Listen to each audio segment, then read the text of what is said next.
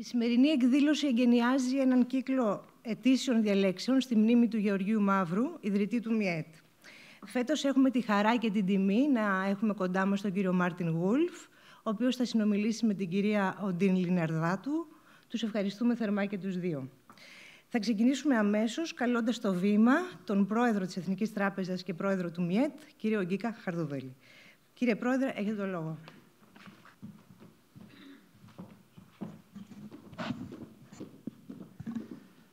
Αξιότιμε κύριε πρώην Πρωθυπουργέ, αξιότιμε κύριε πρώην Αντιπρόεδρε της Κυβέρνησης, αξιότιμοι υπουργοί, πρέσβεις, κύριοι υποδιοικητές της Τράπεζας της Ελλάδος που μας κάνετε την τιμή σήμερα και στελέχη της Εθνικής Τράπεζας και πρόεδροι των συστημικών τραπεζών που επίσης μας κάνουν την τιμή σήμερα. Κυρίες και κύριοι, σας καλωσορίζω στην Εθνική Τράπεζα και στο Μέγαρο Καρατζά. Το 1966, δηλαδή πριν 58 χρόνια, σκεφτείτε το, η Εθνική Τράπεζα της Ελλάδος τότε γιόρταζε τα 125 χρόνια από την ίδρυσή της. Τότε, στο πλαίσιο αυτό, ο τότε διοικητής κύριος Γεώργιος Μαύρος, βλέπετε τη φωτογραφία του δεξιά, μάλλον είναι ζωγραφική, δεν είναι φωτογραφία του, μια σημαντική προσωπικότητα της ελληνικής δημόσιας ζωής, σε σύμπνοια με τον Εμμανουήλ Χ, συμπατριώτη του και σημαντικό φιλόλογο, διαμόρφωσαν ένα σχέδιο για την ενίσχυση της μελέτης των ανθρωπιστικών σπουδών στη χώρα μας. Τη δημιουργία δηλαδή του Μορφωτικού Ιδρύματος της Ελλάδος. Η δικτατορία που ακολούθησε αδρανοποίησε τις δραστηριότητες του ΜΙΕΤ, έτσι όπως το συνηθίζουμε να το λέμε σήμερα. Μετά την πτώση της όμως, ο Γεώργιος Μαύρος ανέλαβε τα καθήκοντα του Αντιπροέδρου της Κυβέρνησης Εθνικής Ενότητας και Υπουργού Εξωτερικών. Έτσι, το γεγονός αυτό του έδωσε τη δυνατότητα να αναζωογονήσει το ΜΙΕΤ, το οποίο στο εξής και μέχρι σήμερα λειτουργεί απρόσκοπτα, συμβάλλοντας σημαντικά στη διαμόρφωση του σύγχρονου ελληνικού πολιτισμού. Ποιος ήταν λοιπόν ο Γεώργιος Μαύρος, ο δημιουργός του ΜΙΕΤ? Ευχαριστούμε και τους συγγενείς του που είναι εδώ, μια ανιψιά του είναι κάθεται στη δεύτερη θέση. Ο Γεώργιος Μαύρος γεννήθηκε στο μακρινό νησί το 1909, το πιο μακρινό νησί της Ελλάδος, στο Καστελόριζο. Φοίτησε στη νομική σχολή του Πανεπιστημίου Αθηνών και στη νομική σχολή του Πανεπιστημίου του Βερολίνου. Το 1936 ανακηρύχθηκε διδάκτορ του δικαίου του Πανεπιστημίου Αθηνών. Το 1937, ένα χρόνο αργότερα, εκλέχθηκε πανψηφί υφηγητής, αυτός ήταν ο τίτλος τότε, του Διεθνούς Ιδιωτικού Δικαίου στο Πανεπιστήμιο Αθηνών, όπου και δίδαξε μέχρι το 1942. Στη διάρκεια του πολέμου υπηρέτησε στο αλβανικό μέτωπο, όπως και όλοι οι Έλληνες.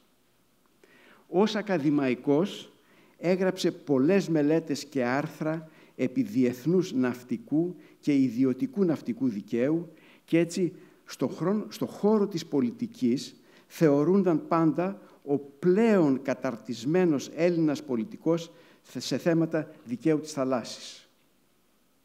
Στην πολιτική εισήρθε το 1945 και στη συνέχεια ακολούθησε μια λαμπρή και επιτυχημένη καριέρα με σημαντικές διακρίσεις και επανειλημμένες υπουργοποιήσεις. Ο Γεώργιος Μαύρος υπήρξε ένας πολυπράγμων κεντρώος πολιτικός, το όνομα του οποίου μνημονεύεται για τον πρωταγωνιστικό του ρόλο στην πολιτική σκηνή της Ελλάδος, τόσο πριν τη δικτατορία, όσο και στη διάρκεια της και στη μεταγενέστερη εποχή. Διετέλεσε μέλος της ελληνικής αντιπροσωπείας στη Γενική Συνέλευση του ΟΗΕ και του Συμβουλίου των Διοικητών της Διεθνούς Τράπεζας στη Ουάσιγκτον, της World Bank. Συμμετείχε ενεργά στις διασκέψεις της Διεθνούς Τράπεζας Ανασυγκροτήσεως και του Διεθνούς Νομισματικού Ταμείου. Διετέλεσε επίσης, και για μας εδώ στην Εθνική είναι το πιο σημαντικό, και διοικητής της Εθνικής Τράπεζας από τον Ιούνιο του 1964 έως τον Ιούνιο του 1966, ιδιαίτερη περίοδο. Στη διάρκεια της δικτατορίας, μπορεί να μην το ξέρατε, συνελήφθη και τέθηκε κατ' επανάληψη υποκράτηση. Γνώρισε μάλιστα και την εξορία. Πού? Σε Σκόπελο, σε Γραβενά και σε Γιάρο. Και μετά τις πτώσεις της δικτατορίας, όπως προανέφερα, διετέλεσε Υπουργός Εξωτερικών και Αντιπρόεδρος της Κυβέρνησης Εθνικής Ενότητας. Τότε, μάλιστα, συμμετείχε στις διαπραγματεύσεις της Ζηρίχης με την Τουρκία.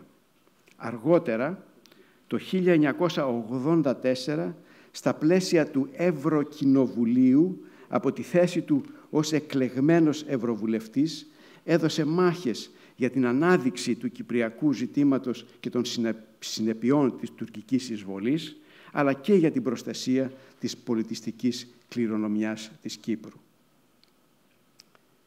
Και κάτι άλλο το οποίο δεν είναι ευρέως γνωστό.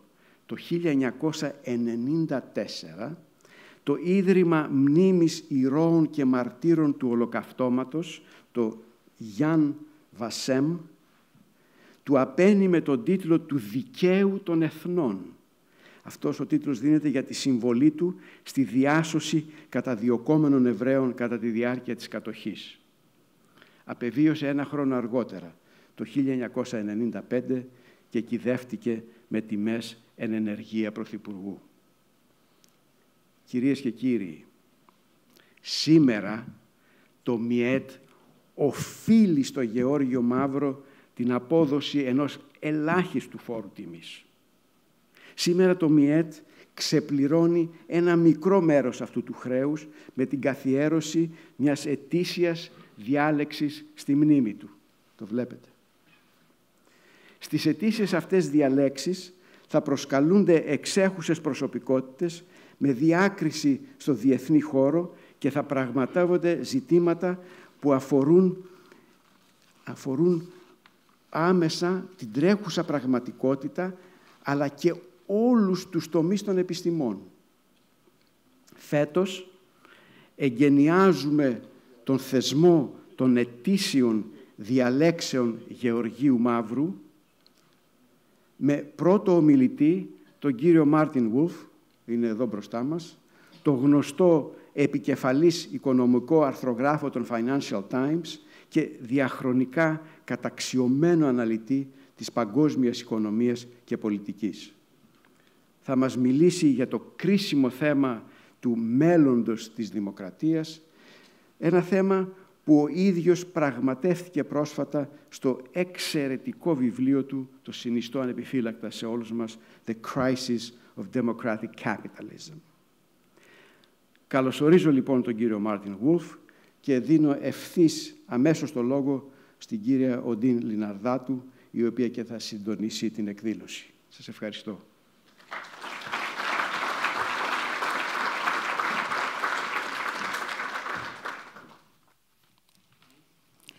I want also to welcome you all in this new series of lectures by the Cultural Foundation of the National Bank of Greece.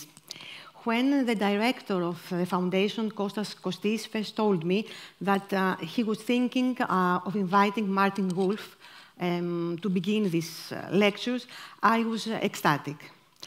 I had just read his latest book, The Crisis of Democratic Capitalism, and I found it absolutely timely. I found that he wrote it 6 years ago. He began writing it 6 years ago, and it was like a prophecy, like he saw what was coming. He saw what was coming after 2016, when then Donald Trump was first elected with Brexit, and then he wrote this book. I like this book for many, many reasons, but I liked it very much because at the beginning of the book, he begins his book by taking us back to his childhood and his family background. And although it's a book about democratic capitalism, he began with something completely different, or maybe not so. He will tell us himself. He takes us back to his childhood. Both parents were refugees. They met in England. They met in England purely and solely because of Hitler.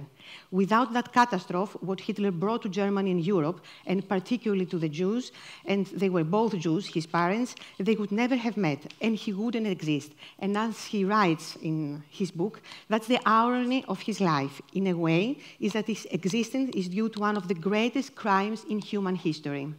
And then Martin Wolf begins to explain why, in an age when liberal democracy is in recession around the world and authoritarianism is on the rise, some argue that capitalism is better without democracy. Others that democracy is better without capitalism.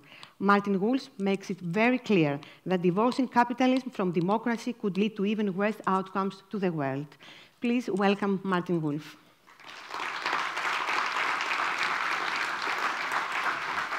So, first of all, the question I've been asked is, has democracy a future?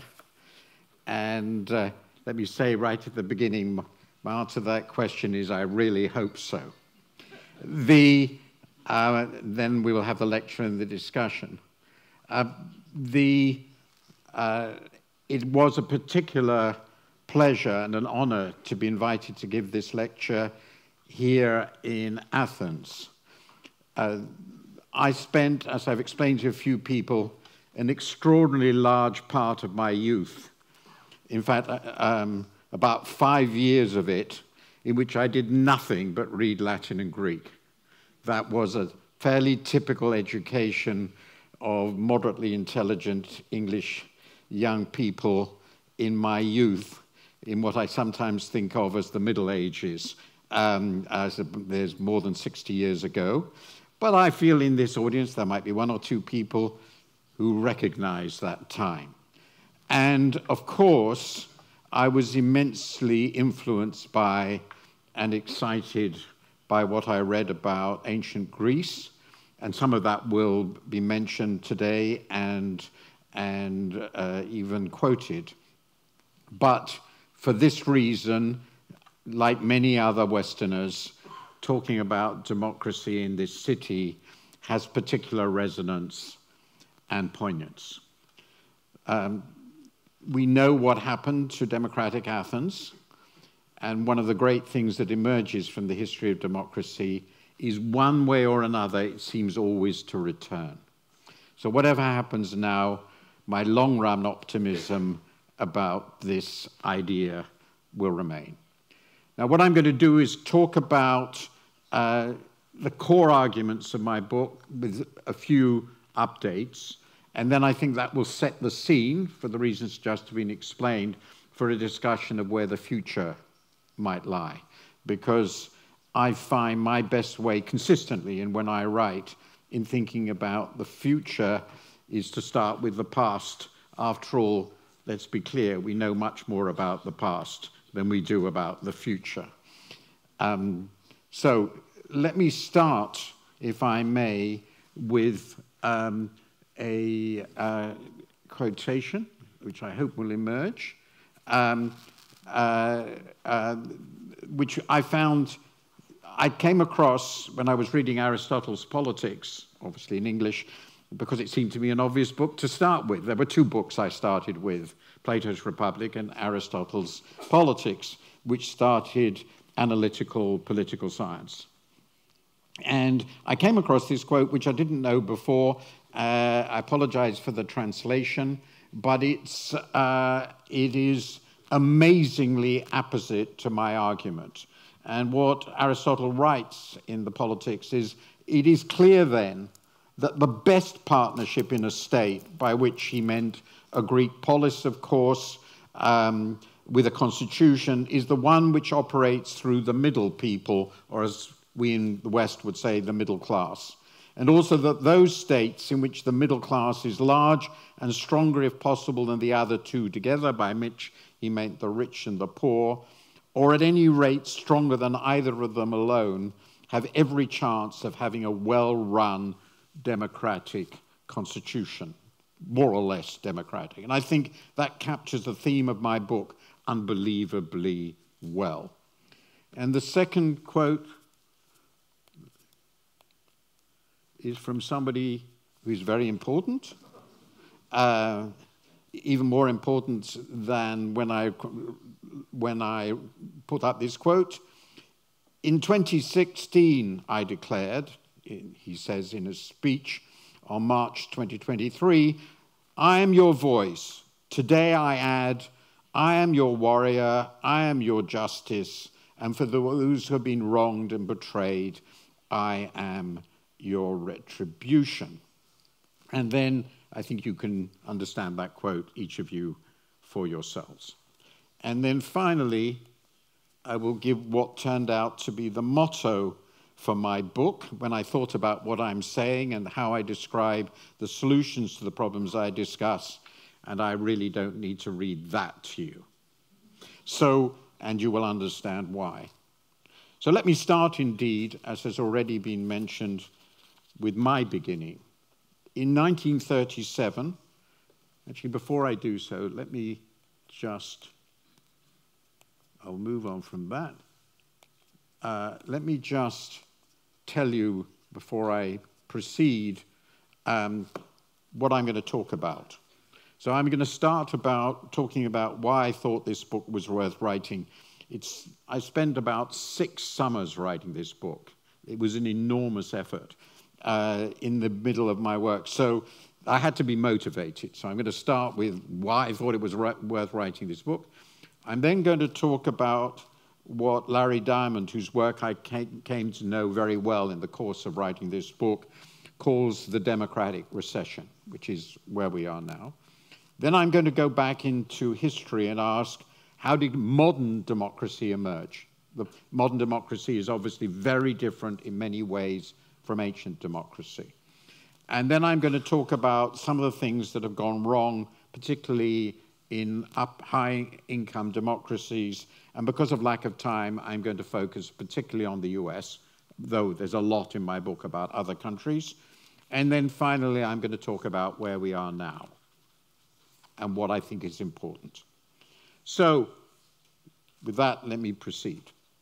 In 1937, my father left Vienna, where he lived at the time, for England on his own. He left his family behind at that time. His immediate family, his parents and siblings, managed by a miracle to escape to Palestine in 1939. Their wider family was stuck in Poland, and apart from one young woman, whom I got to know later, all perished in the Holocaust without exception. In May 1940, my mother's father, a self-made Jewish fish merchant, hijacked a trawler. He was a man of great initiative, to take his family to England as German armies poured across the Dutch frontier. He was one of 9, and they all had children. He asked all his brothers and sisters to join him with their families. None of them did. They all died in the Holocaust. I'm not certain of total numbers, but about 40 to 50 of my parents, aunts, uncles, and cousins were killed. And this, of course, was the result of the complete collapse of civilization in Europe. There were many reasons for this collapse, but among them, in my view, and I argue this in the book, was clearly a catastrophic economic failure, the Great Depression. And I concluded from that, if people cannot gain a decent standard of living, it becomes very difficult to maintain a stable democratic order. And so this is why the theme of this book, which I began in 2016, for the reasons already explained, sees me. I am not, and I am still not, of course, saying that anything like what happened then will happen again. But I am saying that one cannot and must not assume the stability of a civilized democracy. It must be fought for and defended always. So with that, let me proceed to the democratic recession, where we have been.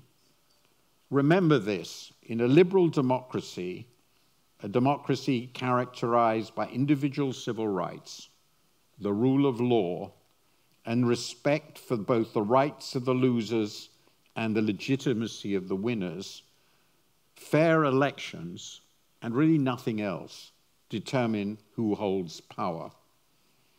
Attempts by any head of government and state to subvert the election or overturn the vote are treason.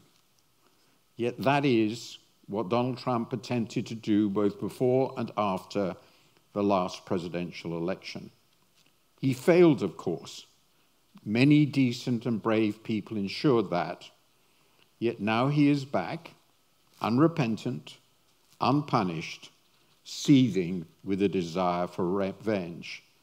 And of course, conservative stalwarts, and really conservative stalwarts, such as Liz Cheney, have been defenestrated, and her crime was quite simple, stating that Trump's big lie, that the outcome of the election was a lie, is itself a big lie.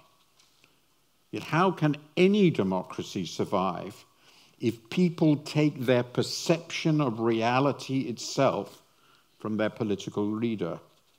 That, as I've pointed out many times before, is what the Nazis called Führerprinzip.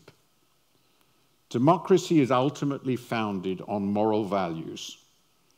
We are all citizens, we argue honestly, we agree that all citizens have equal civil and political rights, and we accept the results of fair election.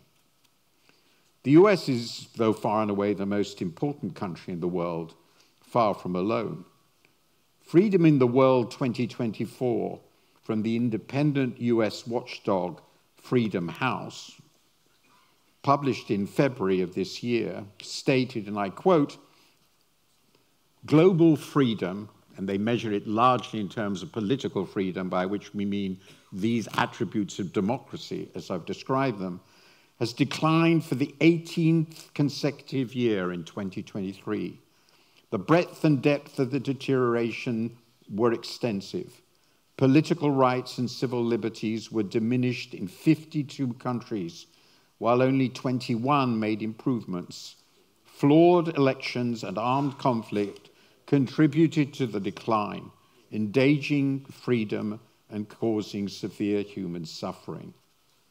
The democratic recession, noted by Larry Diamond of Stanford University and the Hoover Institution, who I think is the world's foremost scholar of this subject, almost 2 decades ago, it was actually in 2006, is surely now close to a democratic depression. This decline occurred in all regions of the world, notably and above all in the fragile democracies that emerged after the Cold War. But most significantly, it is also now observable in core Western democracies, including, for the reasons I've noted, the US.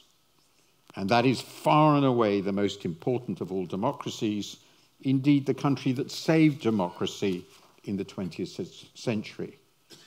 Today, however, we have to say that the guardrails have not performed well.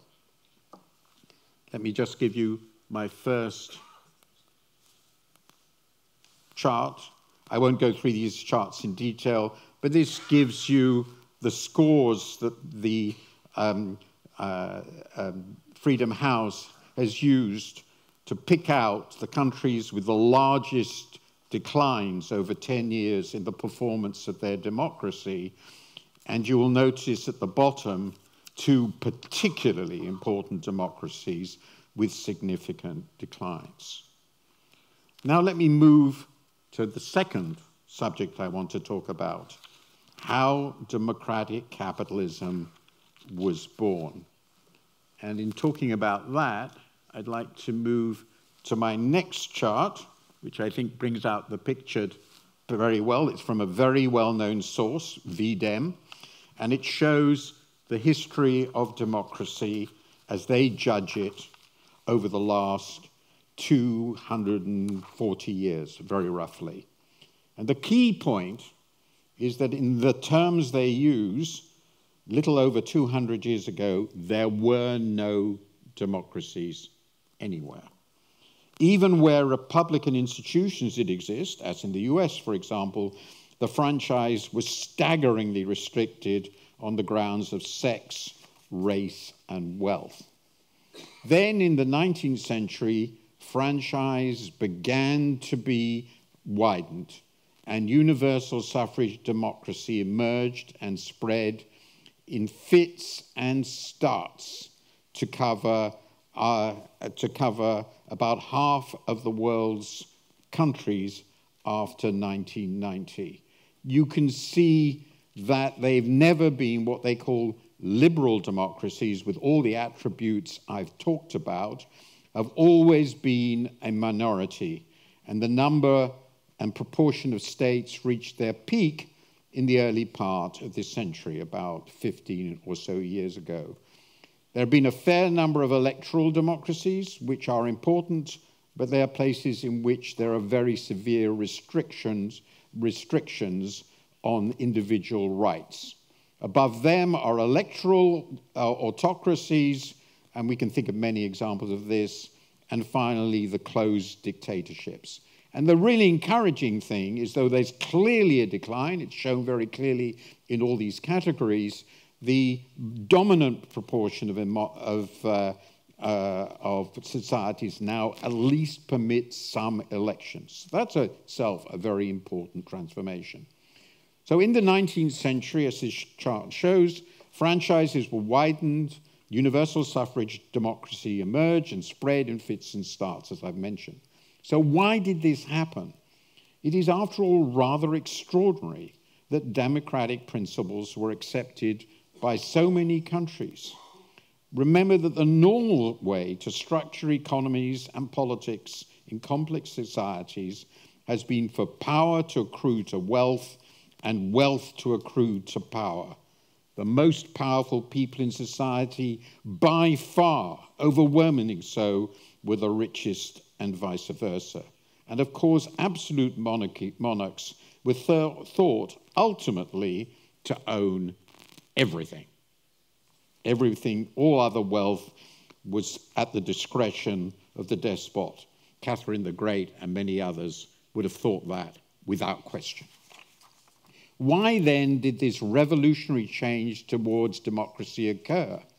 The answer, I suggest, lies with the emergence of a new marriage, not entirely new, but new in its form, and particularly the nature of democracy, representative democracy, between a liberal economy and a democratic polity. Market capitalism and democracy proved to be what I call complementary opposites. A market economy and a universal suffrage democracy both reject ascribed hereditary status. They both embrace the idea that people are entitled to decide important things for themselves.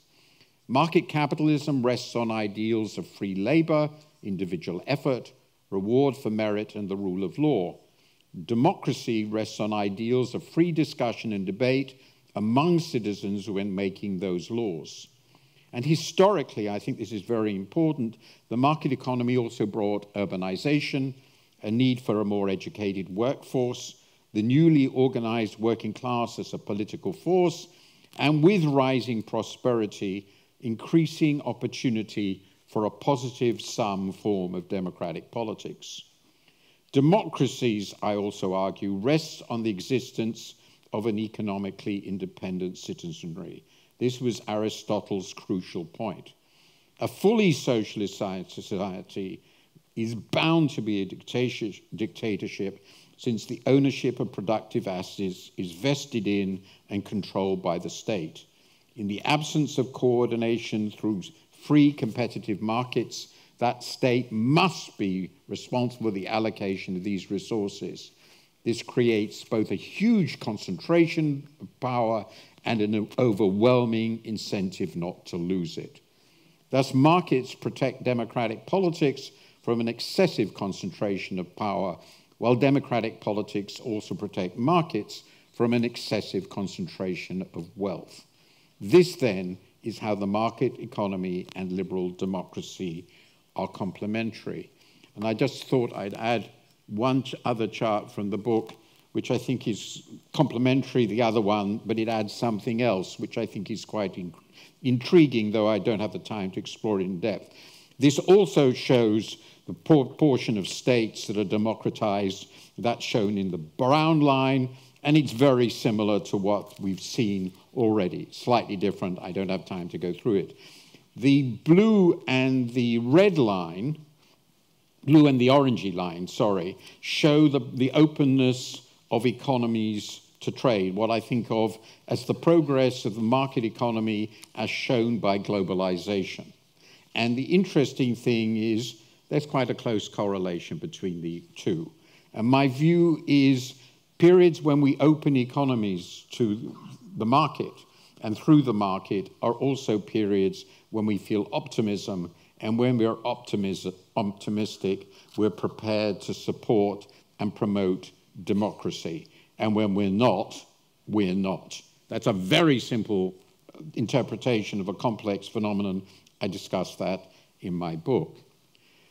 Now, I've talked about the ways in which democracy and capitalism are complementary, but I also think they are potentially opposites. Capitalism is, of course, inherently cosmopolitan. It goes across the world. The democratic state is inevitably, like all states, territorial. The market is the domain of exit. Democracy is the domain of what Albert Hirschman called voice. The market economy can easily be extremely inegalitarian, $1, one vote. Democracy is egalitarian in principle, one person, one vote. So if the economy fails to serve the interests of the majority, it is very probable that a sense of shared citizenship will fray at both ends of the income distribution, and in that situation, populist demagogues are likely to emerge. And Plato himself in the Republic talks about just that. He calls such demagogues, quote unquote, protectors. I'm afraid I didn't look up the Greek word, and you will know. And Trump is, of course, just such a protector. Populism itself is, in my view, not necessarily lethal for democracy, so long as it takes the form of an often justified, even fruitful hostility to elites. Indeed, I think the greatest leader of democracy in the 20th century, Franklin Delano Roosevelt, showed that form of populism to great effect. But too often it takes the form of hostility to pluralism itself, which is a fundamental element in any democracy. In other words, it says that large elements in society are not legitimate and should be excluded or even destroyed. Pluralism, not just of culture, but more profoundly of values, is an inherent and inalienable feature of a true democracy. When that happens, democracy is transformed into a plebiscitary dictatorship, and ultimately a dictatorship tout court, in which the dictator claims that, to coin a phrase, le peuple, c'est moi. Alternatively, the concentration of wealth can lead to plutocracy, as wealth is once gained transmuted into power as the wealthy achieve domination over the democratic political process. Indeed, a predatory autocracy and corrupt plutocracy can live together in unhappy and uneasy tension. And that was, of course, the governing system of the Roman Empire. So with that, let me move to my third section, which is what's been going on in high-income countries. Large rises in inequality, the deteriorating prospects of the old respectable working and middle classes in core democracies have been weakening the foundations of democracy. Fear of downward mobility, in particular, has created status anxiety and deep cynicism about the political process.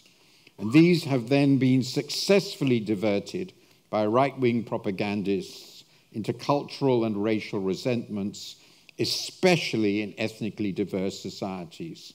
And of course, mass immigration is a potent weapon in such politics.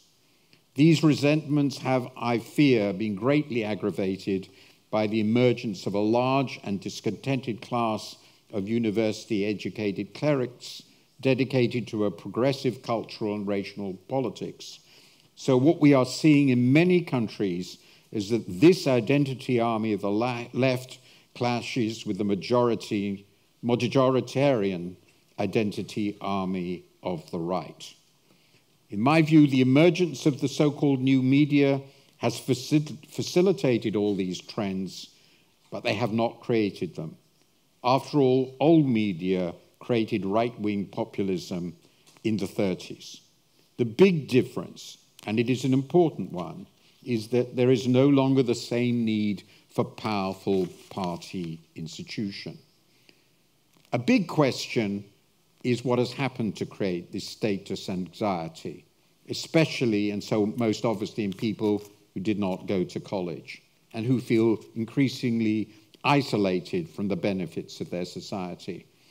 I think, though it's controversial, that the dominant factors have indeed been economic. And I stress three in particular: rising inequality, deindustrialization, and falling growth. And I will put up a few charts which illustrate this, a tiny handful of the many, many. This is a chart from US, and it shows the ratio of mean family income to median family income.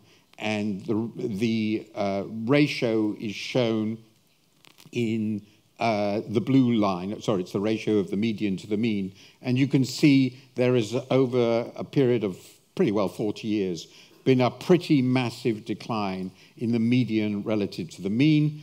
And the mean is, of course, dominated by what's happened at the very, very top, the extraordinary success of the top relative to everybody else.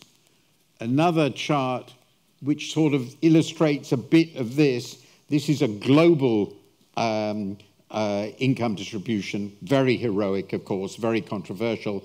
It's from the World Inequality Database, and it shows the increase in real incomes for the whole world population by percentile, starting with the very poorest at the left and the wealthiest at the top. And I would like to point out that most of the space on the right, where it starts to rise, is above the 90th percentile.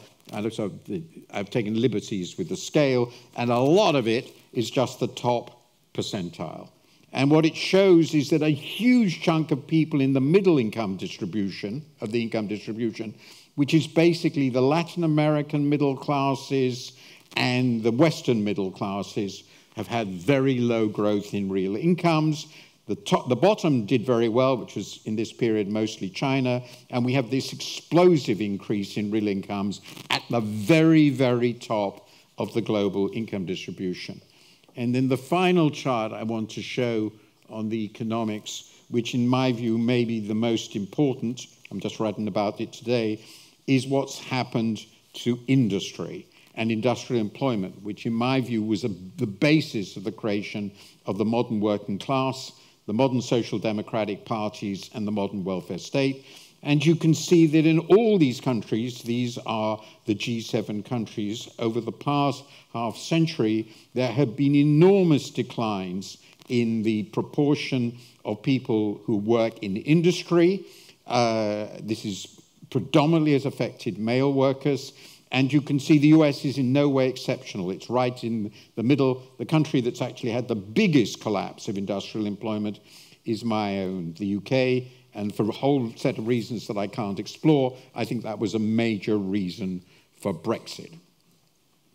Now, Raghuram Rajan, who is a very good friend, former governor of the Reserve Bank of India, has argued that easy credit papered over these trends. But the easy credit, which made it sort of tolerable, blew up spectacularly in the financial crisis. The scale and visibility of that crisis, I argue at length, and the subsequent rescue of the banks and bankers convinced an enormous number of people that the available elites were both corrupt and incompetent. And this is why, in my view, the Republican establishment became ripe for a populist takeover, why Romney was ultimately replaced with Trump. But in truth, what happened discredited the establishments in both parties, as it did in the UK over Brexit.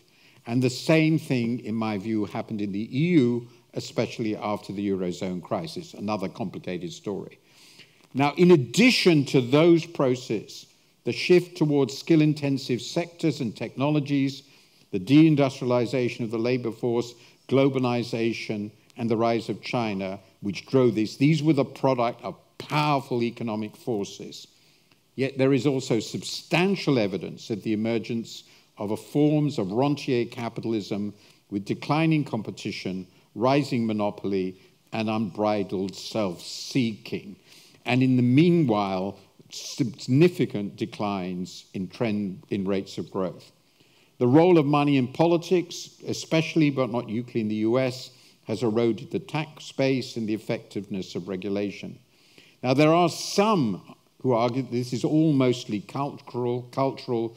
I would argue, however, that culture primes people for right-wing populism, but there needs to be a trigger for it to become actual. And the economic disarray of the last 15 years has been a powerful contributory factor. And I argue, in addition, that's very much the story, as I've already mentioned, of Germany in the 1930s. And these economic disarray, the economic problems I mentioned, in my view, help answer the question, why now? But I do think, and I discuss this at length in my book, there is a cultural issue that has turned out to matter a great deal, and that's immigration. And I think the core reason here is that for many of the people who feel most vulnerable in our current world to these anxieties I've discussed about, their citizenship is essentially the most valuable asset they own, and they don't want it to be shared without control on a vast number of other people. Whether we like it or not, I don't. That seems to me a reality. And I have one final chart, I think. That's two final charts. This chart, to mention, is actually very important. It shows how big the financial crisis was as a turning point in explaining the malaise. And what it shows for each of these countries is the decline, and for each of these years from 2008, in real GDP per head relative to what it would have been if the pre-financial crisis trends had continued. So this is about low growth. And you can see, by the way, in the UK, it's down nearly 30%, but the countries here, even the US, the decline is very significant. There's been a massive decline with one or two very small exceptions, particularly Japan, because growth was already so slow, in GDP per head relative to what people would have expected. It's an enormous, important factor. And the other thing I just wanted to point out is that there has indeed been an extraordinary rise in the proportion of foreign-born people in our countries in the last 20-odd years, and it's varied in its effects, but there's no doubt the effects have been significant. So let me go now to what is essentially the last section. Democratic capitalism in the world today, the future. Branko Milanovic has argued that capitalism alone is alone. It is one. Yet the crucial question we confront now is what sort of capitalism was won? Is it what he calls liberal capitalism, and I call democratic capitalism, or is it what he calls political capitalism, and I will call authoritarian capitalism? Now, if we think of the latter, which are the two essential alternatives to liberal democracy, we can see that there are two forms. The most common by far derives from a hostile takeover of democracies from within, what they call electoral autocracies. The would-be autocrat eats out democracy from within, usually starts as a populist demagogue, and this has been the path of Erdogan, Orban, Modi, and I fear Trump. Features of such regimes include a narrow circle of trusted servants, promotion of members of the family, and members of power ministries who are personally loyal to the leader. The other big challenge is, of course, the Chinese system, what you might call bureaucratic capitalism. In this, a communist bureaucracy operates a form of capitalist economy. This has proved self-disciplined, long-sighted, technocratic, and rational. But even this system also suffers from the vices of authoritarianism, especially the tendency towards corruption and crony capitalism. And these failings damage both the economy and political legitimacy, and I think this is visible in China today. Ultimately, autocracies do not have a structure of accountability, they do not have open debate, they cannot ensure the peaceful transfer of power, and they tend towards unbridled cronyism and corruption. And liberal democracy has come through many challenges. So I have to believe that it will be possible to continue with a system which rests on the magnificent belief in the right of people to make up their own minds and lead lives they choose within societies whose joint decisions are taken with the active consent of the government. In other words, democracy will continue to thrive because ultimately we defend it and ensure it does. Thank you very much.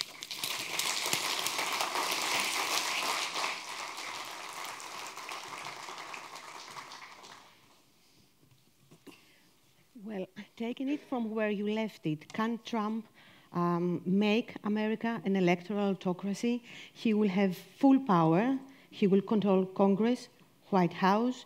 We see that now he nominates people that are his own, that are completely Donald Trump. They are not Republicans in the old meaning that we had about the system in the Republican Party. He has taken over the Republican Party. So can America lose its checks and balances? I would say that I and quite a number of scholars who know much more about it than I would say, as I already mentioned, though I didn't discuss it later, the guardrails haven't worked very well. And we can see this pretty well. He's effectively taken over the party, and that's pretty clear. He was not held to account by either Congress or the judiciary for what I think was unambiguously an attempted coup. Not a very effective one, but an attempted coup. And all the people who resisted that have disappeared from the Republican Party. He has come back with a program which is clearly in some ways, if he carries it through, the domestic program, leave aside the international one, which raises more standard questions, which is, put it mildly, radical. He has said he wishes to round up all undocumented aliens. That amounts to 12 million people, and he wants to drive them out of the country. Now, if you think of rounding up 12 million people who are scattered across the country and driving them out of the country, this is a very, very large military operation and could only be carried out, it seems to me, with the assistance of the army. I don't see how else you would do it. And there's no doubt, as Mr. Homan, who is in charge of this, has already said, this would would certainly rouse the opposition of democratically controlled states, of which there are many, and therefore to proceed with this, that opposition would have to be put to one side, so much for states' rights, and that's a very, very big issue. This would be a full mobilization of society. He has also talked about using the law against the people he thinks have treated him unfairly, and I'm told by colleagues who understand this better than I that there is a list of such people.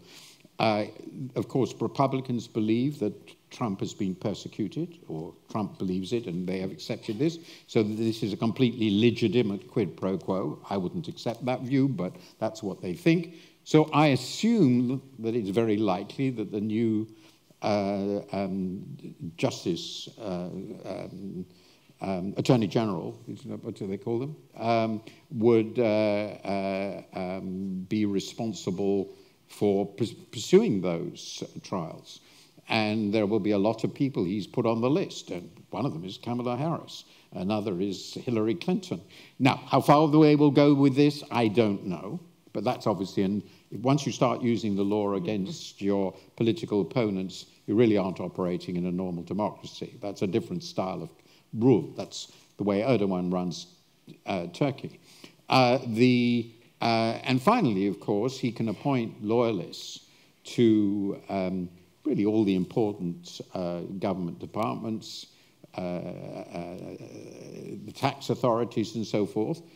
And if you want to, you can use such agencies, if you've got loyalists in charge and loyalists in the system, they're selecting loyalists throughout the system, to pursue anyone you want. And I think some of the things we've seen recently from major capitalists in their way they've handled the election, think of the fact that, to take an example, the Washington Post did not indicate who they preferred, that people are frightened. I think people are frightened. I think it's actually quite clear. If Jeff Bezos is frightened, I'm sure.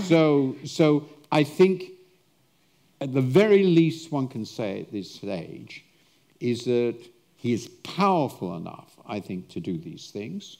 There are no institutions, obviously, that in this current situation that can prevent him. And so it is not unreasonable to think that quite a bit of this will happen. But I hope very, very much that, and I wrote a column about this, that as happened in the first term, we find that his bark is much worse than his bite, and a lot of this never happens. And we will find out in the next few years. And how will European Union, defend itself? What will Trump do with Ukraine first and with Putin? And should Europe be afraid? I think I wrote a little piece about this on Monday, which is mostly about Britain. I think the fact that Trump has been re-elected should be a wake-up call for Europe. They must, of course, America is the world's most important country and the most important ally. So they must, of course, try to work out a good working relationship with Trump. And there are some things that Trump wants, which Europe should be trying to do anyway. So Trump last time called very strongly for the Europeans to invest more heavily in defense. Actually, a lot of Europeans have, but a lot haven't.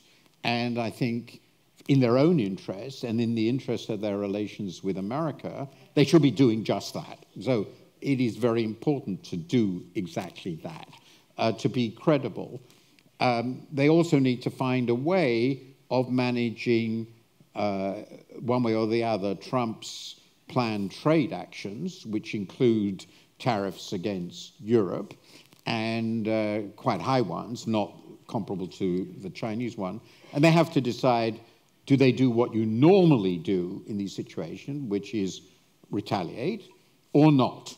And I think that's going to be a very difficult decision to reach, because once it starts in a retaliation war, it is plausible that Trump will counter-retaliate. And that's sort of what happened in the 30s, and that could lead to a really precipitous collapse in world trade. So that's a concern that the Europeans will take. They might say, however, most of the tariffs are going to be raised on China. That will damage Chinese exports. Maybe we'll benefit from that. But the trading environment is going to be profoundly altered. They're going to have to think about that. Then, of course, there is the question of what the future of Ukraine is, and which Europe is very engaged in. At the moment, we don't know what precisely Trump is going to deal with Putin, with Mr. Putin, but Europeans obviously will have to look at that very, very carefully and decide in the light of that deal and Mr. Trump's decisions on NATO and its future, on their future in terms of arranging and defending the security of Europe. It is obviously possible, I would say likely, but at least possible, that Europe's role in defending its own security and maintaining its independence in that regard will become a vital issue in the next year or two. Taken all together, this is clearly potentially the most challenging environment Europe has faced since the Second World War, because up to now, ultimately, the guarantor of Europe's security, economic and political, has, of course, ever since the Second World War, been the US. This could be a radically new environment. And needless to say, it is happening, this is so obvious, at a time when there is very substantial disarray in Europe, and particularly in its major countries. We're clearly looking at another election in Germany with a new government. We don't know what that will look like. Mr. Macron is dramatically weakened, to put it mildly, so the French government is not very effective. Britain is outside the EU. So I think it would be naive not to see that Europe faces some very, very tough and demanding times. What is your perception about Vladimir Putin? Is he a loose cannon? Could he use even nuclear weapons? I think that I follow others more. This is not a field of expertise. Ever since he became president, I was very, very suspicious of him, and I wrote some very critical pieces in 2000 particularly about the way he seized power. And there are things, his decision to invade Ukraine in the way he did surprised me. So it surprised me on the downside. So I have to recognize that I didn't understand it. I thought he was an intelligent opportunist, completely cynical, of course, it was a secret police, of course, but that he wouldn't go that far, that it would seem too big a gamble. It seems to me it was too big a gamble, but maybe it will play off. So I may have misjudged him. But I do think even now, the evidence we have is he doesn't want to escalate. He's given lots of warnings about the use of nuclear weapons, but I'm not at all sure that they are real. I strongly suspect, it could be very naive, that if he does a deal with Mr. Trump, he will stick to that deal while Mr. Trump is in power. He's got more time, or he will think he has more time. He's younger, and he doesn't have any possibility of being replaced. So it's possible that the deal that will be reached, whatever it is, will stick. And I imagine that Trump will want a deal that stops the fighting, so that freezes it somewhere where it is. Two big questions will emerge as part of that. Will Ukraine ever be allowed into NATO? Will it ever be allowed into the EU? The longer-term future may be very uncertain, but I think there is a reasonable chance that in the next 4 years, the war will stop, and the problem will be removed from the headlines. And I have to say that there are many aspects of that I would dislike. There are worse things than that outcome, but this is really a lot of this is guesswork about what's going to happen now. And what about the Middle East? What about the war in the Middle East? Do you see that ending, and how? One of the big questions, this comes where the unpredictability is many people expect Trump to back Netanyahu. Yeah. And the Netanyahu government is talking increasingly openly, I suspect because of Trump's election, about annexation of the West Bank. And which is, I think, clearly a red line as far as current Arab leaders are concerned. If they go there, the Israelis will be very happy, but I think the war proceeds indefinitely. So there will be no Palestinian state, ever? That will be the implication of that decision, precisely. And I think Netanyahu, whom I know reasonably well, met him quite a few times, will be quite happy with that outcome, because I think he's decided that permanent war is the least intolerable state for him and Israel. So I'm very concerned about the future of the Middle East. I think that's a very big question. The other aspect of that is the possibility, and you have to go back to what happened in the last Trump administration with the rejection of the nuclear deal and the decision to use sanctions to coerce Iran into abandoning its nuclear program, on which he was unambiguously unsuccessful, as I thought he would be, that he might feel that this is the time with Israel to destroy the Iranian regime. If that were to happen, and I don't think that's a zero possibility, though I have no idea, that could lead to closure of the Straits of Hormuz. It could lead to an enormous disruption. I have no idea whatsoever what the people around Trump, Marco Rubio is apparently likely to be Secretary of State, would feel about that. But there are certainly people in Israel, there's no question, who would like the Iranian regime destroyed and the possibility of a nuclear program destroyed. And for that, they need American assistance. So you never use, no, I'm going to put it in another way. Are you comfortable with using the word fascism for the political pathologies of our era? You don't use fascism at all in your book, but would you use that word? The way I've thought about this, and I've tried to be very careful in the book, fascism can be viewed, I distinguish fascism from fascistic. Okay, let me explain the difference. Okay. Fascism refers to the politics of a specific era, which had a number of characteristics which are not reproducible. That is to say, very large mass parties, a very strongly militaristic element in the culture of the party and of the government of the fascistic state.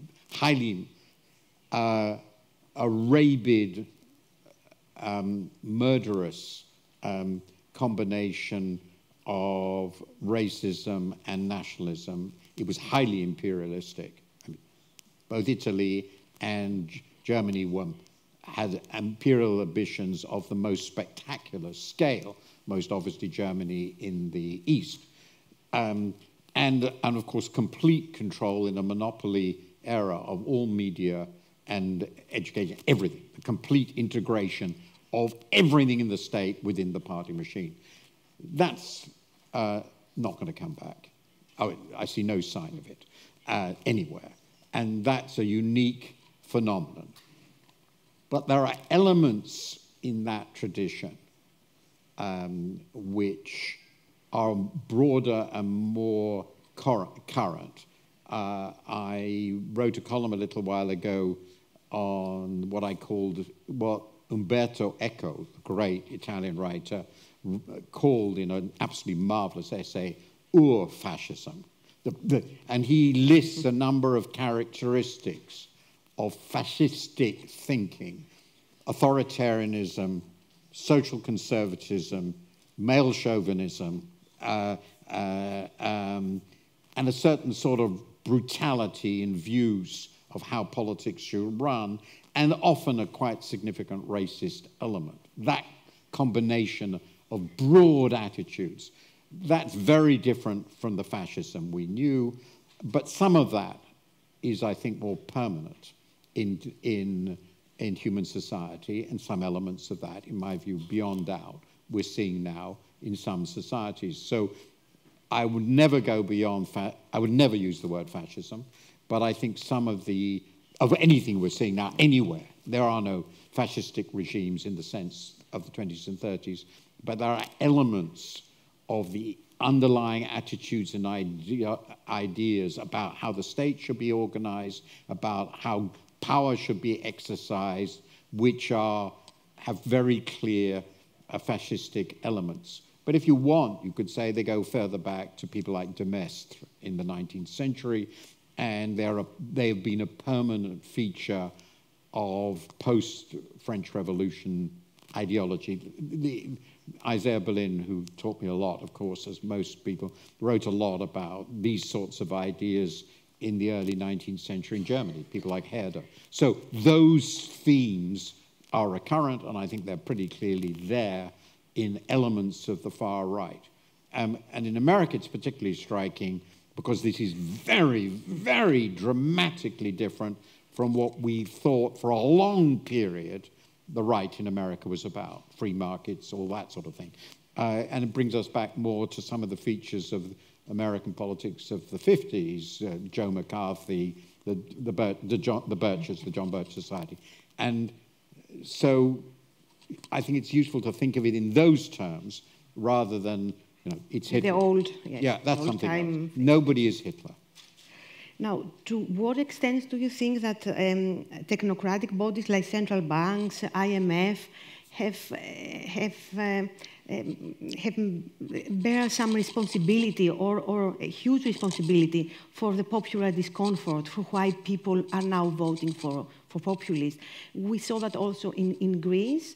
Do you think that they played a big role in that? You mentioned the crisis, the financial crisis. Well, there are, let me separate out. That's a very, very important question, which I think, deal with well in the book. So first of all, I've emphasized, and the more I think about it, the more this is to me important, is that developments in the economy, things that have happened in the economy, whether or not we went for globalization, its contemporary form, once China opened its economy, which is the most important thing, all this happened, a lot of it happened before they joined the WTO, for example. So what happened? The knowledge of how to do industry spread across the world. We lost our monopoly. That was going to happen one way or the other anyway. Industry became less important in our economies. As we become richer, for reasons I actually written in a column just now, the role of industry and employment declines, and with it, it shakes up the old working class, which is very much an industrial working class. We had very strong bias towards skills, which went with the creation of what's essentially a new class. I mean, one of my favorite statistics, because it's very relevant to the divisions of today, is when I went to university in Oxford, 5% of the generation went to Oxford. Now it's 50%. That's a completely new world. So these are profound changes, all of which have tended to make people who don't go to university to feel very, very insecure. That's nothing to do with politics, just difficult things. Then, of course, there have been a whole slew of policy choices, and I discuss a lot of them about how we do competition policy, about how finance, how business should be run, you know, the stock market, the value maximization, Milton Friedman. I think that changed the way companies were run. So a whole lot of that. And then lots of people bought into a version of the market economy, particularly in finance. I think finance is much more important than trade. I think trade is usually exaggerated its impact because it's so visible in some way, and there are very powerful people behind the financial revolution. But if you look at the whole slew of things that happened, particularly in the 90s and early 2000s, we were much too optimistic. Many policymakers were much too optimistic about how a deregulated financial system would operate, and the financial crisis was a huge shock to them. Now that comes to your central banks and IMF and so forth. I think if you look at it closely, the dominant drivers of these decisions were political. They're always ultimately political forces. But the general truth, in my view, is if you look at and talk to central bankers and the IMF itself, they didn't understand the risks. So it is, I think, perfectly legitimate to point out, as Her Majesty the Queen did when she went to the London School of Economics, you know, you're supposed to be so clever. Why the hell didn't you realize that this was going to happen? Perfectly legitimate question, and many of us are at fault. So broadly speaking, I think it's fair to say that political forces and the technocracy, broadly defined, and which in part didn't do a spectacular job, to put it mildly. But I would stress that a lot of what was going to happen, a lot of what has happened and the problems it's caused were problems we would have faced regardless of how brilliant we'd been, because we are going through a period of huge economic, social changes which affect our politics, and our politics haven't caught up very well. And I think that's even more true on the centre-left than it is on the right. To my mind, and it's an important part of my arguments, that the centre-left has done pretty poorly in responding to and managing and thinking about the political and social consequences of these absolutely colossal changes in the world. And now they have to. Well, they will do that, or is a third world war not unavoidable? Because in the past, when we were in similar situations, we had war. I tend to the view, because there's really no alternative view to take, that since Albert Einstein persuaded Roosevelt that it would be he really better build an atomic bomb because otherwise Hitler would have it, which turned out to be wrong, that we have lived in a new world. Then we had the nuclear bomb and so forth. So war among great powers ought to be unthinkable, because I was very interested, this is one of those things that one probably shouldn't explore, but one of these better Google searches or worse, I asked for studies of what would happen in a global thermonuclear war. And there's a university, I think it's Michigan University, has done a very, very interesting study of what would happen in a full global nuclear war. And their estimate, which includes nuclear winter and a few other pleasures, is it will kill about 6 billion people. That's unthinkable, right? So that must be avoided. Now, the interesting thing is, up to now, I would have expected, for that reason, Russia wouldn't take this gamble, but it has. But on the other hand, the signs are that it really doesn't want to use these weapons. So I'm going to assume, because there is no rational alternative, that we are not going to have a war among the great powers with a significant risk of ending up in nuclear warfare. We came very close in '62. There have been other accidents. So let's rule that out as a possibility. By the way, one of the things I do, I have to list the things one of the things I really rather like about Mr. Trump, compared with many of his predecessors, he really doesn't like wars, as far as we can see. That's true. And I'm strongly in favor of politicians who don't like wars. We've had far too many of them who do. And for that reason, that might turn out to be the most important contribution he will make. He might calm things with Putin and with the Chinese. I don't think he'll want a war over Taiwan either, because that would be ridiculous. And that might be a major improvement. Let's end up with something cheerful. There will be no a leader who doesn't want war is a very good thing. Okay, thank you very much. Thank you. Pleasure.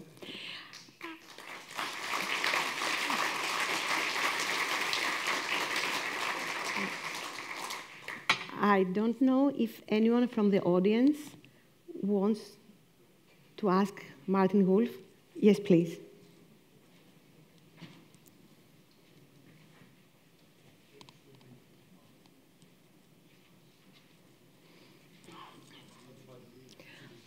Thank you very much for sharing these ideas.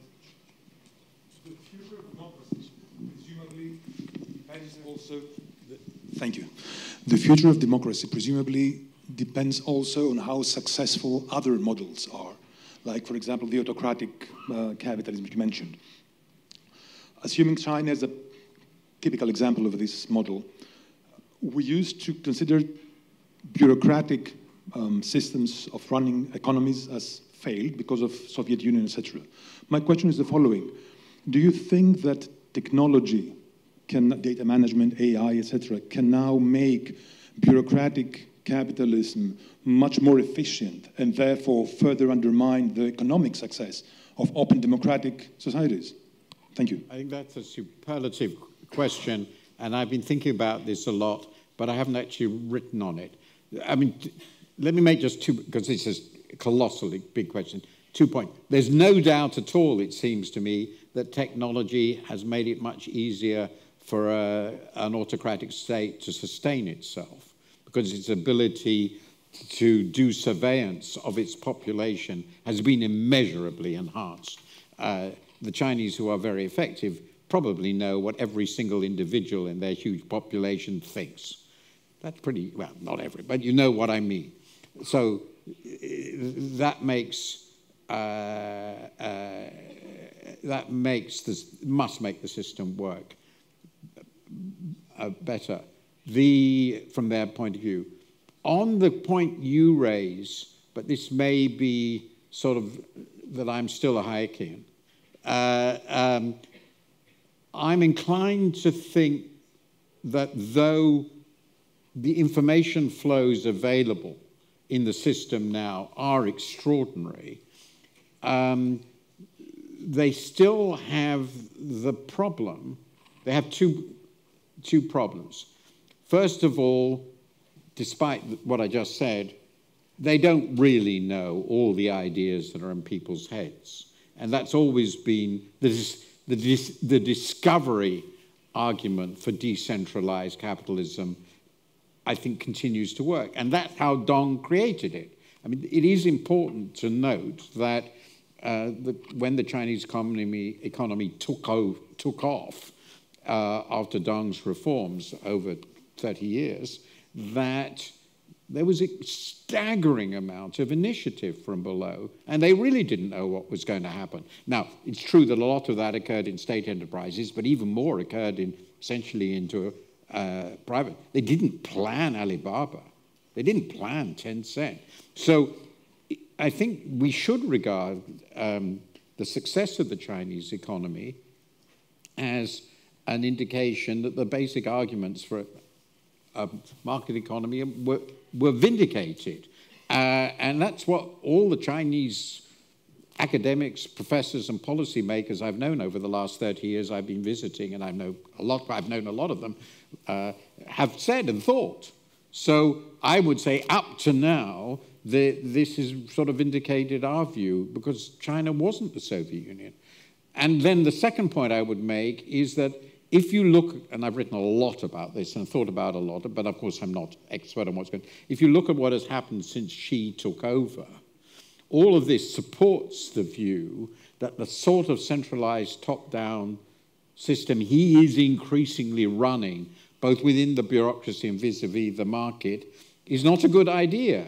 Because if they have all these flows that are giving them the information that allows them to run the system very well, it's not showing up in an exceptional performance. What we are seeing very clearly is ossification. Along with, of course, the Chinese are phenomenally able, they have phenomenal resources, they're doing remarkable things. But if you look at the system as a whole, it looks as though it's ossifying. Now, I'd made the very bold assumption in statement in 2016. It's one of the ones I remember because it seems a bet that looks better now than then. I said Xi Jinping may go down to history as China's Brezhnev, and I would stick with that.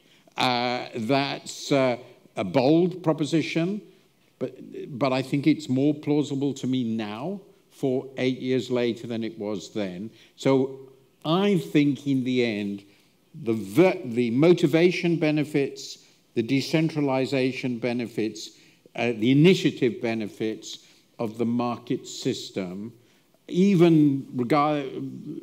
are sufficiently enormous that the theoretically greater knowledge of what's going on in the economy does not offset them. And I sort of have to feel I believe that, because if I abandon my belief in freedom, both political and economic, I've abandoned the core of who I am. But I think it's consistent with the evidence. And I think China is providing the last 10, 12 years some support for those views. By the way, that is covered in my book. Another question? Yes, please.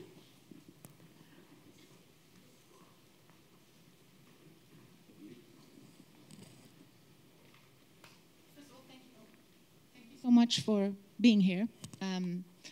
I would love to hear from you what the contribution you believe is of education towards defending democracy across the world. I realize in here we have very few young people, but we all have young people in our families, kids or nephews or grandsons and granddaughters who seem to be more and more detached from interest in what's going on in the world. And connecting to the question of the gentleman before, technology can have a harmful effect there because it has made the information flow and the seeking for the sources of where this information is coming from very difficult. And it's become very superficial. And it's almost training a generation of people who are not trained to go deeper into why things happen, how they happen, and who claims what, and whether it's true or not, which can very easily turn the masses into sheep moving in a wrong direction. So do you believe that educational changes, rather, are required into increasing the critical thinking of people? Because the way I see it, coming from a technology company decades, having worked there for decades, I see that this is a big risk for critical thinking and for involvement in the common public affairs. Thank you. My God, that's... I read, so this to support you, I read something, a phrase in the last week, I can't remember now where, which said, we have now left what the author called the Gutenberg interlude. And what he meant by that, obviously, is we've left the world of the book and of the printed text. And for somebody like me, a fossil, obviously, that's pretty scary. I'm somebody who, I listen to no podcasts. I regard a podcast, I produce them because we have to, but I regard it as a spectacularly inefficient way to transmit information. I can read 5 times as fast as I can listen to people, and listening to people with a squeaky voice of, sorry, it's unbearable. So I don't listen to podcasts. I am on literally no social media whatsoever, and never have been. As a journalist, it's unthinkable, except Facebook, which I use exclusively, this is important to explain what a fossil I am, exclusively to follow my family. So, and very, very close friends. So I am a complete fossil. And you referred to the fact there are no young people in this audience. But from my point of view, with a few very distinguished exceptions, almost all of you are young people. I'm nearly 80. So the answer is, I don't really know enough to judge how right you are. In my book, I referred to the media aspect and the information flows associated with the media, and I regard them as a significant issue for one fundamental reason, which I think we would converge on, which is that in the current media, particularly if we don't have a respective, in Britain, for example, which is one little advantage we have, the main source of news today, even now, is the BBC, the website and the institution, but for everybody. Once you've lost a shared source of authoritative news, you have a problem. And it seems to me pretty clear that's happened in the US.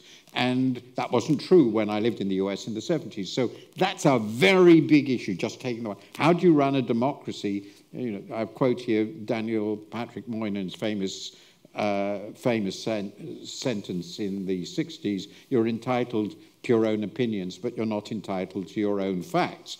Well, nowadays we are, okay? Alternative facts, they're called. So that's, how do you have democratic politics? You don't even agree what happened. That's a very, very big problem. So I think the question you're raising is very profound. And the second point I would make is I have not the slightest idea what to do about it. You know, if I were the dictator of the world, I would close the whole social media business down. I would close Google, Facebook, all of them. But of course, I'm never going to be allowed to do that. It would be rather dictatorial. So I think it's a huge problem. Now, so here's one question. In the context of this world, as we've defined it, it must be very, very difficult to persuade young people that the sort of education you describe is one they should go through and absorb. I don't know whether it's possible, but clearly I would support trying. But there's something else which I think is important, really important in explaining what's going on. I grew up in the 50s in Britain. We were surrounded by war damage. Everybody then knew that politics was seriously important, and we just survived a massive politically driven event. And it wasn't terribly difficult to persuade people, therefore, that politicians and politics were serious people doing important things. That's obviously much more difficult now, because though young people have lots of problems, thank God, at least in Europe, or in America, they don't include catastrophe. It's something different. So, and it's certainly not shared catastrophe. And that changes a generation. That changes how you feel about the world. And that's just a product of time. And I wouldn't want to go through world wars to re-educate people in the seriousness of politics and the seriousness of the political process. It seems frivolous. And in that context, it's not shared experiences, but the personal experiences become dominant. One of the things that's clearly happened is genuinely shared experiences across the entire people of a country are now much thinner than they used to be. Football matches are not, in my view, a full substitute for political reality. The Cold War was a focusing point. So what I think of is we are in a new world, genuinely new world, technologically, politically, socially, and historically.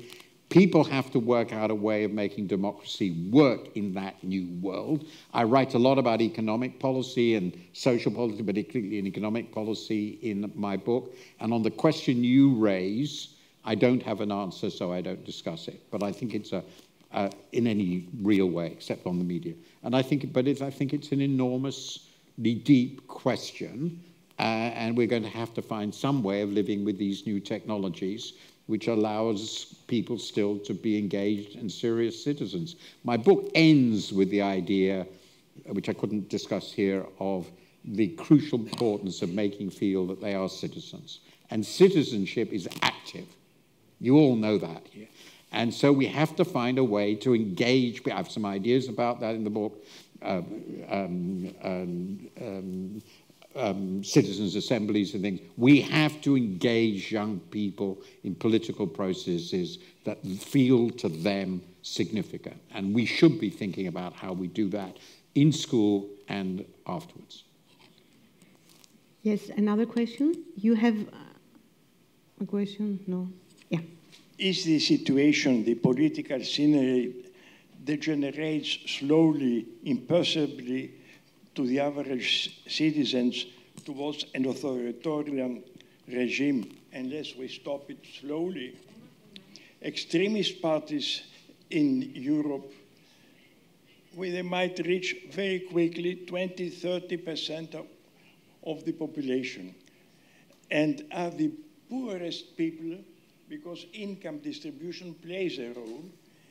And I was reading today or yesterday, I can't remember, that food prices have increased by 50% in the last 5 years. Food represents, for the 30–40% of the population, the major item, probably reaching 50% of their income. They are not going to suffer without reacting. And there it is, a pool that extremist parties can fish. This is one thing. The other thing is, take Germany and France. We don't have governments. There are coalitions of parties which we don't know if they are not going to fall apart in the next month. And this creates a climate favorite for extremists who promise them security and everything. So I'm a little pessimistic on my side. Thank you very much. Well, I can't argue with that. First of all, on the second point, clearly the political situation in many important continental countries is pretty fragile, and it's not clear how it's going to evolve in either of those crucial countries. The only optimism I will offer is, but it's situation specific and maybe ridiculous, but it felt just as bad in Britain 6 years ago, and we got rid of them. At the moment, whatever you can say about the British government, there are obviously unique features about our system. It isn't a government of lunatics, and we have really and truly a very small far right. So I don't see that it's impossible that this will happen elsewhere. The question is whether this will occur after there is or are far-right governments. And I suppose we would find out if, for example, Marine Le Pen became the next president of France. A far-right government in Germany looks to me much less likely. Even in the Netherlands, where Geert Wilders won the largest share of the vote, he's not actually in power. So I'm a bit more optimistic that the proportional representation systems will continue to function as long as the share of far-right parties is below 40% or so. Probably the most interesting case to watch will be Austria. But that's clearly a danger. On the point you made, my book was fortunately finished before the full extent of it was finished 4 years ago, of the inflation upsurge occurred. The Europeans really did have a large, genuine economic shock. It was a negative terms of trade shock. In the US, they didn't, so I still don't fully understand the problem this has caused, but obviously I misunderstood this. And in Europe, a very large amount of money was spent on, particularly on the energy side, on trying to cushion people against the consequence, as one of the reasons fiscal positions deteriorated. So I'm not complete, and Europeans have very generous welfare states. So while you may well be accurate in describing the political reactions in Europe, it nonetheless is rather depressing, given that it was a shock, an external shock, that a lot of effort was put into stabilizing the consequences for people. And given that, if people are this upset, then it indicates to me something deeper is going on. And my feeling is that what's going on that is deeper is accumulation of problems which amount, very close to long-term stagnation. And long-term stagnation, with all the other problems associated with, is not an environment which makes young people particularly to feel very enthusiastic about the future, particularly when all the money being spent by their governments is going on old people. That generational aspect seems to me a very important aspect of what's going on, and that's just a reality. It's very difficult to know what to deal with it. But, you know, one thing they can do is implement Mario Draghi's report and see whether it makes a difference. To me, that's we didn't discuss that, one of the tests for European policymakers. But your description of the politics in Europe matches what we're seeing in different ways in America and Britain. And there's no doubt the major democratic countries are facing giant problems now. Thank you. Another question? Yes, Professor Ioakimidis.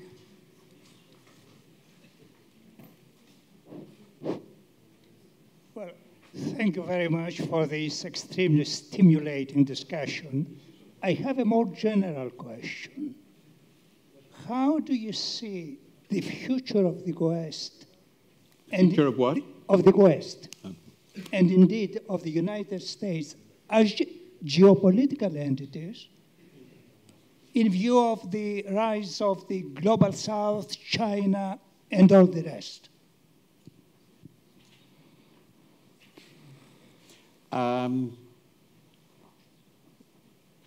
I'm going to assume, because I think it's the most reasonable bet, that the US will continue to be the best performing large Western country economically, and because the machine is so powerful, and that won't change in the foreseeable future. And however this administration performs, it's going to be more obviously, I think, a plutocracy than it already is, but the plutocrats are on the whole pretty competent. So I'm assuming that, and the United States is a fortress in all other respects. It's the closest we have in the earth to a fortress in terms of resources, knowledge, and elsewhere. So the US is going to perform fine economically for the foreseeable future compared to other countries. China is slowing. It's still growing faster than America, I think, but the rate of rise relative to the US has clearly slowed. So for the rest of my working lifetime, it won't be that long for the reasons of my current age, I think I will bet on the US.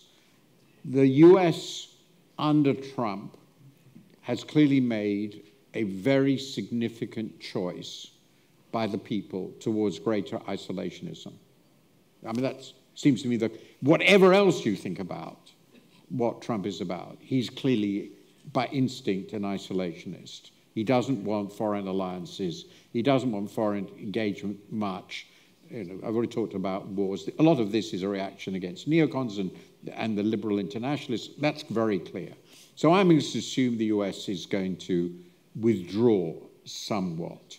That will not be consistent with Trump because he's not consistent, but I think that is quite a big part of what's going on. With one crucial, he's going to withdraw from the climate deals, he's going to be out of that, he's clearly not going to put any money through the World Bank or any of that. So the one crucial aspect, he's going to try and sort out Ukraine, we've discussed that. I think the crucial question to me, so the Global South, I have the view that the Global South is a figment of the imagination. I don't take it seriously, but that would take a very long discussion. And remember, I did work for 10 years at the World Bank. I know a lot of the countries involved. But China is not a figment of the imagination. China is very, very real, and India is very, very real. So I think those two countries will really interest the Americans for different reasons. And I expect the hostility towards China and what the Chinese are trying to do in the world from the side of Americans to grow, only to grow. And how that will play, how that will work out, that involves too much discussion, too lengthy discussion. But that seems to me the second, the big feature of America in the world. It's going to focus on China.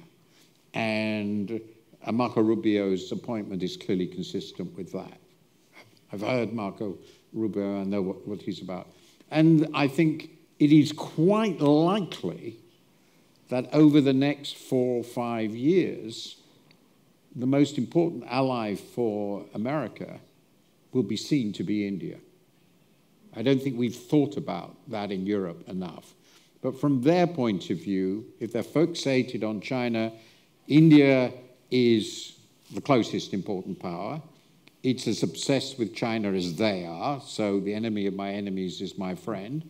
India is a rapidly rising power, not as China was, but it's still going to grow at almost certainly at 7% a year or so, 6 to 8, which is enough to generate, in a country with more than 1.4 billion people, a hell of a big economy over time.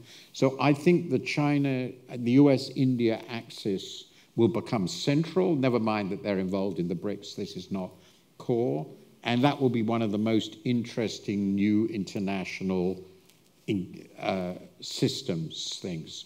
And I think for this reason, which we hadn't discussed before, the obsession with China and this reshaping is another reason why the the US is deciding that Europe is relatively unimportant. And that is not just Trump. There are lots of others who think that way. Biden was a bit of a throwback because of his age. He's still, you know, his rising period as politician was the 50s, 60s, 70s, 80s, a completely different world. So I think we should stand back and say the US is a great power trying to pursue the sort of politics of a 19th century great power. I think it's the best way of thinking about the ideology here. Fixated on the most obvious great enemy, which is China, and looking to who's going to help in that competition and not being very concerned about anything else. It's great power competition, and it's a question of how it will be contained and managed. And Europe has to think about what that sort of world will mean. So this was how I think about these things now. Could be completely wrong, but at least I think it is a coherent view of America in the world. So Europe, you think, is in the most difficult situation, and in a matter of competitiveness and trade and... It's challenging. The point is, for Europe, for the US, until the end of the Cold War, Europe was central. The European front was central. After the Cold War, that ceased to be the case, but then there was the peaceful period, the neocon period, all that. Now there's a new era, with new politicians, with new attitudes. Europe is seen as, in the US, Europe is seen as economically stagnant and irrelevant. Lots of trade, so, but basically a museum. That's what they think. They don't think anything really threatening is happening there. They think they can keep Russia quiet. They are mainly fixated on China as and Asia as more broadly as the more dynamic region. So the instincts, I think, of people in America now, particularly younger people involved in politics, is basically not to care much about Europe, which is also an opportunity. Europe can go and do its own thing because I don't think the Americans are going to care that much. But certainly the fixation of this group of people is going to be China. If it's going to be anything international, it's going to be China. And if Europe decides to do with China its own things, I don't know. I don't believe that America... That will be very, very interesting.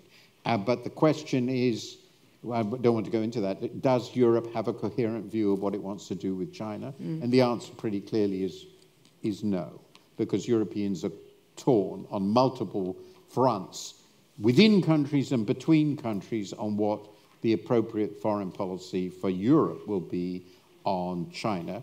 And more broadly, as things are today, we know this, there isn't a machine for creating a coherent European foreign policy. And partly for the reasons that was discussed, the dominant powers don't agree with one themselves and they don't agree with each other.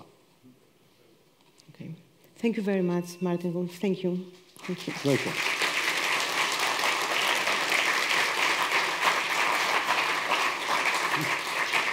Right.